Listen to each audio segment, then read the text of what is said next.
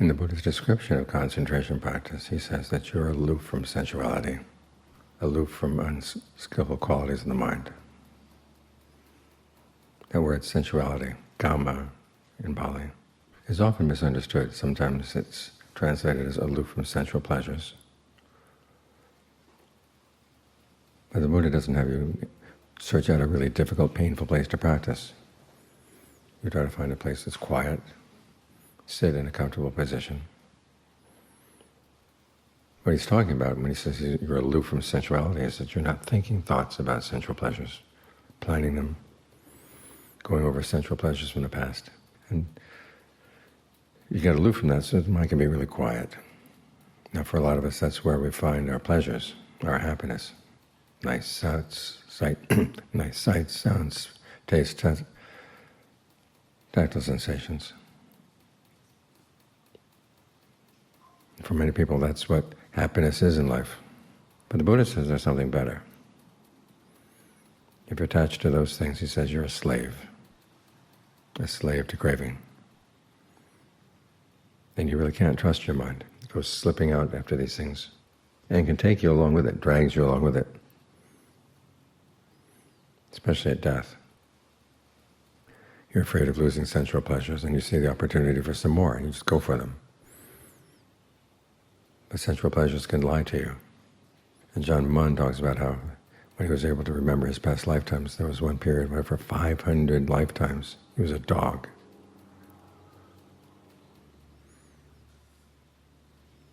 And he was a dog because he was satisfied in dog sensuality.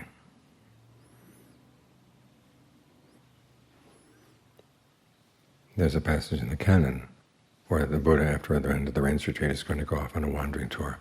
And Mahanama, his cousin, comes to see him. So suppose there's somebody who's wise, who's made some progress in the path.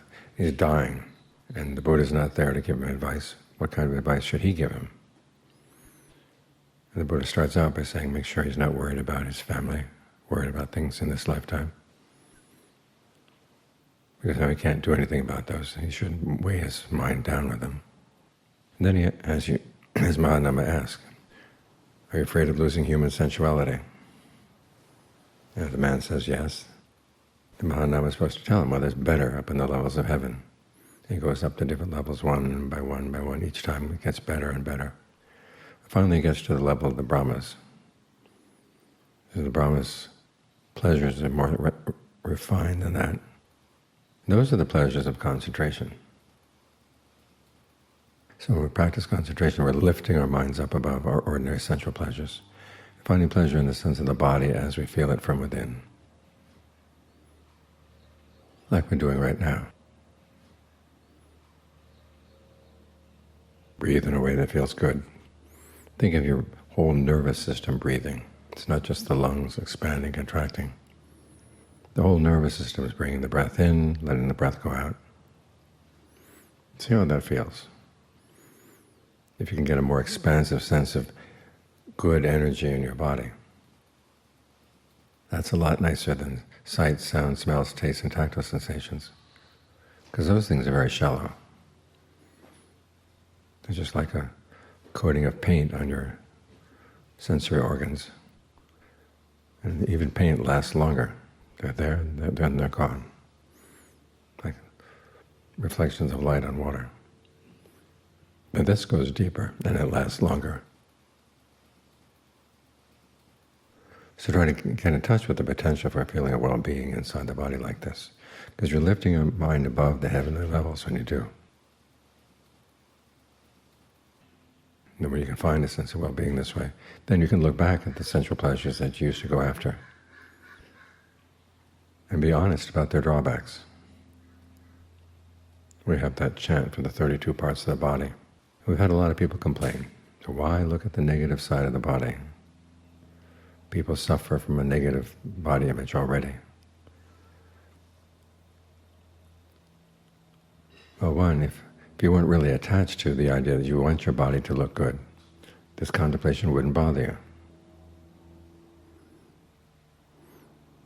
And two, you don't want a happiness that doesn't allow you to be honest, that tries to pretend things are not there, Because you think about the body, just a few millimeters under the skin, there are all these things you could not bear to look at. You could not bear to smell. Because it's got the skin covering them up, it's okay. We can pretend that they're not there, but they are there. If you didn't have all these different layers inside the body wouldn't be able to survive.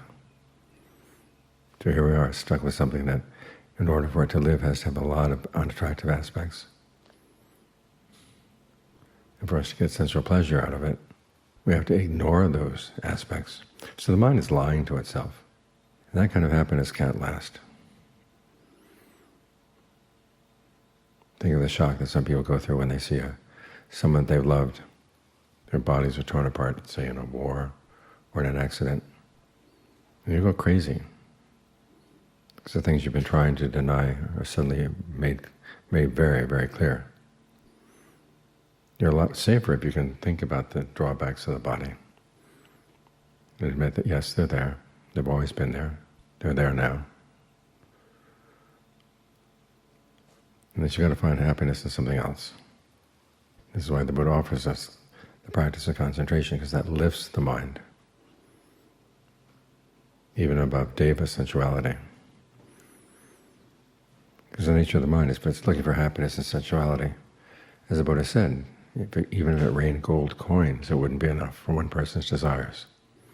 You gain this pleasure, and then you think of better pleasures, then you think of better pleasures, more expensive, more expensive. It's like the people who say, well, if I get $1 million, I'll be satisfied. And then when they get $1 million, they say, well, wait till I get 2. And then when I get 2, then 4, then 8, and it keeps growing exponentially. The human mind is not satisfied if that's where it's looking for its pleasures. There's no way it's going to be satisfied, because the pleasures come and they go.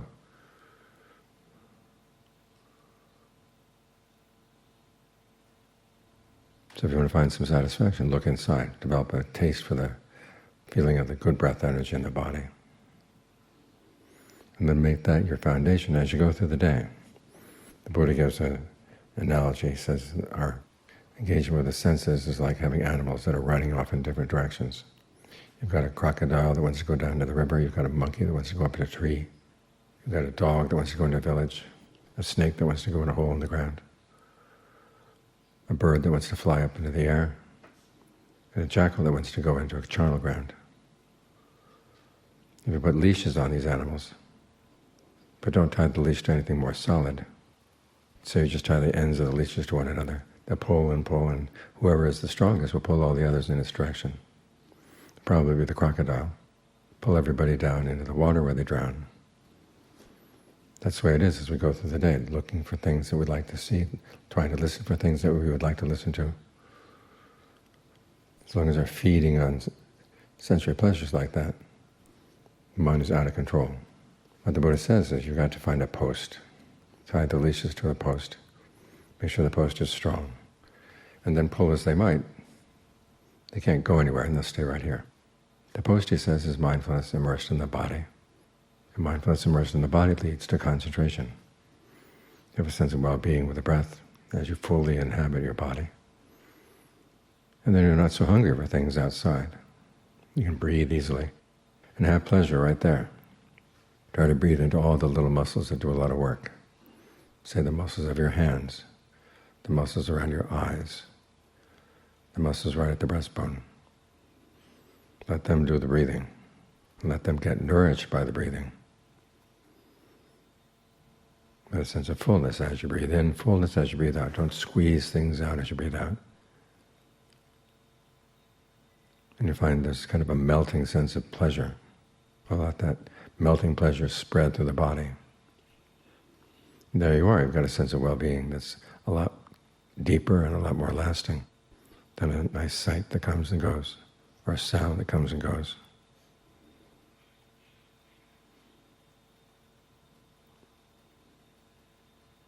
When you're not hungry for these sensual pleasures, then you can look more honestly at where you've been looking in the past, and realize that you've been a slave to something that is going to turn on you. The Buddha gives lots of different analogies for sensuality. He says, like a dog chewing on a bone. There's no meat on the bone, there's no nourishment on the bone. And as John Lee points out, all it gets is the taste of its own saliva. Or if you try to follow your sensual pleasures, you put yourself in a place of danger. It's like a bead of honey on a blade of a knife. Or it's like a hawk that's got a piece of meat. As it flies off, other hawks and crows and raptors chase it down, trying to get that meat from it, and they'll kill it if they can. Because sometimes you get sensual pleasures, other people want them, and they'll kill you for them. Those are pleasures that are not safe. So this is why we practice the Dhamma, why we listen to wise people who say that when you want to find long-term welfare and happiness, you look for it in your practice of generosity, your practice of virtue, your practice of meditation, and especially the meditation. As the Buddha pointed out, if you don't have the pleasure of concentration, then no matter how much you see the drawbacks of sensuality, you're still going to go back to them, because the mind is hungry, it needs nourishment. It wants pleasure of some sort, so give it the pleasure of this. Learn how to tap into this wherever you go. We start out here at a quiet place like the monastery, but you want to be able to take this skill with you as you leave, because the breath is there with you all the time. It's just that as soon as we leave the monastery, the mind goes back to its old habits.